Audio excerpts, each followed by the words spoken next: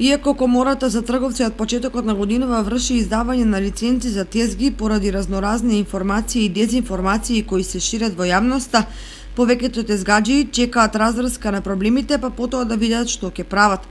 Похрабрите и оние кои немаат што да загубат се појавуваат на пазарите во Кочани, Виница, Облешево, Делчево и другите градови.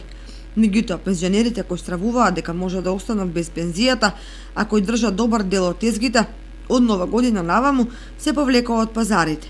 Ако во Македонија има над 20.000 тезгаджии, тогаш станува јасно дека се работи за комплексно прашање кое засега голем процент од посиромашниот слој на населението. Затоа се поставува прашањето дали избрзаното донесување на овој закон нема да истера од државата уште одреден број работоспособни граѓани во потрага по екзистенција. Едно е сигурно, засега наместо повисок степен на регулирање на зелените пазари, новиот закон предизвика невиден хаос и ја замрси ситуацијата која никој не се нафаќа да ја размрси. Единствено останува прашањето дали по лошиот старт на примената пазарџиите барем на одредено време ќе се спасат од лиценциите кои чинат 60 евра на годишно ниво. А тоа што со стапувањето на сила на новата законска регулатива од 1 јануари пензионери, хонорарци и вработени лица повеќе не смеат да продаваат на пазарите, не само што по автоматизам не ги подобри состојбите, туку само ги испразни тезгите и ја намали понудата.